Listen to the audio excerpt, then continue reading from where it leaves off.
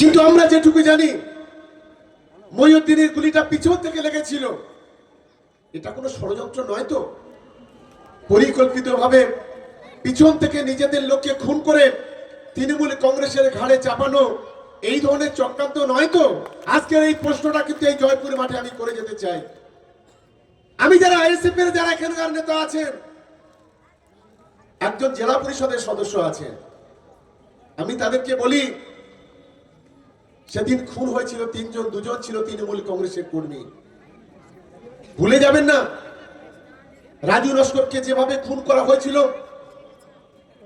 বনের জঙ্গলি জানোয়াররা এভাবে অত্যাচার করতে পারে না। এই আইএসএফ আশ্রিত সমাজ বিরোধীরা জঙ্গলের জন্তুদের পর্যন্ত সেদিন হার মানিয়ে দিয়েছিল। আমরা ভিডিও ভাইরাল, সারা বাংলার মানুষ, সারা পৃথিবীর মানুষ দেখেছে। নিজেদেরকে সৎ বলতে, গুণী বলতে, সমাজ সেবক বলতে লজ্জা করে না? ঘৃণা থাকা উচিত। তারপর আমাদের এই পাশের অঞ্চল ভোগালী 2, আমাদের মুসলিম ভাই 62 বছর বয়স, তাকে কারা পিটিয়ে খুন করেছিল। 15 দিন মৃত্যুর সঙ্গে পাঞ্জা লড়ে একটা 62 বছরের মানুষকে মেরে দেওয়া হয়েছিল। তার জন্য দায়ী কারা? এই প্রশ্নটা আমি আজকে এখানে করে যেতে চাই। 11ই জুন ভোট গণনা।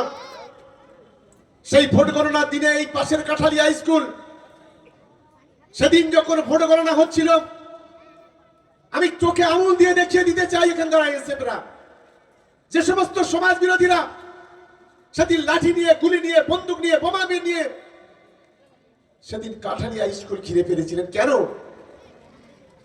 সেদিন তো ভোট গণনা ছিল, সেদিন তো ভোটের দিন ছিল না।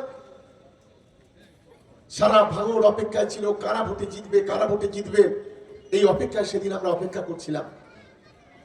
সন্ধ্যার পর চতুর্দিক থেকে গুলি বোমা শুরু হলো মুড়ি মিষ্টির মতো। এটাই কি ধর্মনিরপেক্ষতা? এটাই কি শান্তির বাণী? আমি নওশাদ সিদ্দিকীকে প্রশ্ন করতে চাই, গায়ে জ্বালা ধরছে তোমাকে জঙ্গি বলেছি বলে। সেদিন এই ডিসিআরসি ভোট গণনা কেন্দ্র পাহারা দিচ্ছিল কারা? সেন্ট্রাল ফোর্স, পাঞ্জাব পুলিশ, রাজ্য পুলিশ, 500 জন পুলিশ ছিল সেখানে। সেদিন তাণ্ডব লীলা, গুলি বোমা, বন্দুকের সেদিন কিছু ক্যামেরার, মিডিয়ার ক্যামেরার ঝলকানি দেখেছে সারা দেশ। যে ধরনের সন্ত্রাসবাদী কায়দায় সেদিন পুলিশের উপর আক্রমণ করা হয়েছিল, একজন র্যাবকে অপহরণ করা হয়েছিল, কারা করেছিল? তৃণমূল না, সেদিন করেছিল আইএসএফ এর সমাজ বিরোধীরা। জঙ্গি বললে তোমাকে লজ্জা লাগে তোমাদের? সেদিন কেন 3 জন ছেলে খুন হয়ে গেল? হতে পারে তারা আইএসএফ, হতে পারে তারা সিপিএম বা অন্য দল। আমি প্রশ্ন করতে চাই, সেদিন যে 3টে ছেলে খুন হয়েছিল, তারা আমাদের ভাঙড়ের সন্তান, কেউ আমাদের ভাই, কেউ আমাদের বন্ধু। সেদিন এই আইএসএফ এর নেতৃত্বে, সেদিন এই নওশাদের উস্কানিতে তাদের হাতে গুলি বোমা বন্দুক তুলে দিয়ে কাঠালিয়া মাদ্রাসায় পুলিশের উপরে গুলি চালিয়ে, একদিকে পুলিশের অ্যাডিশনাল এসপি, একদিকে পুলিশের কনস্টেবল, আর একদিকে আমাদের এই ভাঙড়ের 3টে তাজা সন্তান সেদিন গুলির মুখে লুটিয়ে পড়েছিল, তারা মৃত্যুবরণ করেছিল। দায়টা কার? আমি এই প্রশ্নটা করতে চাই। যারা আইএসএফ করছেন, আমি তাদেরকে বলি, আমি তর্কের খাতিরে বলি, ভাঙড়ে যদি 7 জন খুন হয়, একজনকে যদি আপনারা তৃণমূল কংগ্রেসের ঘাড়ে চাপান, 6 জন কিন্তু আইএসএফ এর দায়ভারটা নিতে হবে। এটাই আটকাবার ক্ষমতা আমাদের নেই, আপনাদের নেই। আমার দ্বিতীয় প্রশ্ন, কত বড় মিথ্যাবাদী, কত বড় নাটকবাজ একজন হুজুরের ছেলে হয়ে, পীরের ছেলে হয়ে এত মিথ্যা কথা বলেন, এত দালালি করে, প্রতারণা করেন, একজন ঠকবাজ, একজন চিটিংবাজ, এর আগে আমরা কখনো দেখিনি। একটা বক্তব্য রাখছে, গত কয়েকদিন আগে ভিডিও ভাইরাল হয়েছে, বলছে আমাকে 42 দিন জেলে রেখেছিল, কেন জানেন? আরেকজন পাশ থেকে জিজ্ঞাসা করছে কেন? মানে কিছু সাথে তৈরি করা আছে। মানে সাথে যখন জিজ্ঞাসা করলো তখন বলছে আমি যখন জেলে গেলাম, হঠাৎ করে দেখলাম একদিন 2 জন আসামি আমার কাছে গিয়ে বলছে যে কালকে তোমার জন্য একজন আসবে, সে তোমার বোঝাতে আসবে। কি বোঝাবে? বলে তুমি কালকের বুঝতে পারবে, তুমি একটু সাবধান থেকো। বলো তারপর দিন হঠাৎ করে দেখলাম যে আমার পাশের ছেলে একজন চলে এলো, সে এসে আমাকে বোঝাতে লাগলো তুমি তৃণমূল কংগ্রেসটা করো।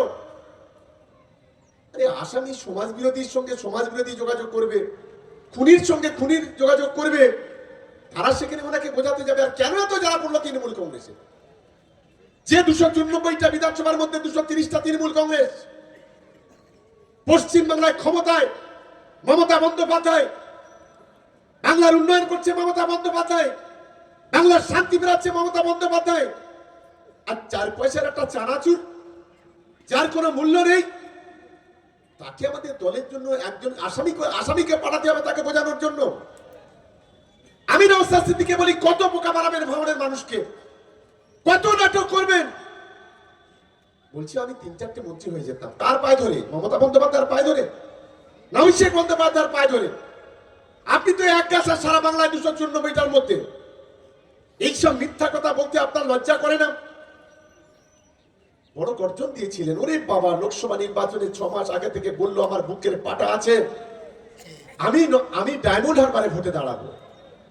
লেজটা গুটিয়ে নিয়ে পালালেন কেন? কিসের বিনিময়ে? কিসের বিনিময়ে আপনারা এটা করেছিলেন? এই প্রশ্নটা আমরা করতে চাই। আমার প্রশ্ন হচ্ছে একটাই, কথা যা বলবো কাজ সেটা করব।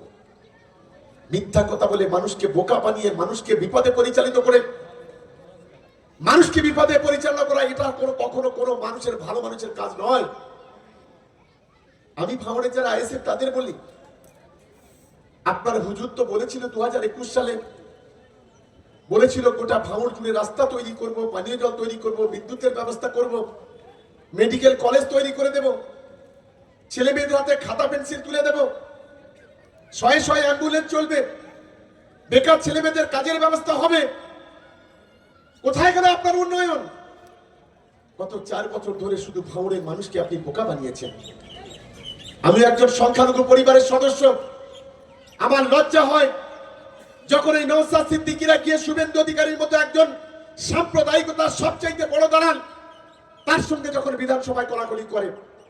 আমার তখনই লজ্জা হয় যখন গোটা বাংলা জুড়ে হিন্দু মুসলমান কাঁধে কাঁধ মিলিয়ে চলার চেষ্টা করছে, যখন বাংলার সংখ্যালঘু সমাজকে রক্ষা করার চেষ্টা করছে, যখন গোটা দেশ জুড়ে আজকের বিজেপি নামক দলটা গোটা দেশের মুসলমান সংখ্যালঘুদের আজকের অধিকারটাকে কেড়ে নেওয়ার চেষ্টা করছে, যখন মমতা বন্দ্যোপাধ্যায়ের বিরুদ্ধে যখন লড়াই হয়, মমতা বন্দ্যোপাধ্যায়ের বিরুদ্ধে যখন ওরা মিথ্যা কথা বলে, তখন আমরা দেখি এই নওশাদ সিদ্দিকীর মতো লোকেরা তারা গিয়ে বিজেপির নেতা, বিজেপির যারা বিধায়ক আছেন তাদের সঙ্গে কোলাকুলি করে, আর ভাঙড়ে এসে মিথ্যা কথা বলে। বলুন গত 4 বছরে কবার বিজেপির বিরুদ্ধে আপনি মিছিল করেছেন? যে বিজেপি ভারতবর্ষের একটা 400 বছরের পুরানো কাঠামো বাবরি মসজিদকে ভেঙে দিয়েছিল, যে বিজেপি 2002 সালে গুজরাটে দাঙ্গা করে হাজার হাজার মা বোনেদের ইজ্জত কেড়ে নিয়েছিল, যে বিজেপির নেতৃত্বে গোটা দেশ জুড়ে এখনো মসজিদে মসজিদে শিবলিঙ্গ খুঁজে সেখানে সাম্প্রদায়িক দাঙ্গা তৈরি করা হয়, যে বিজেপি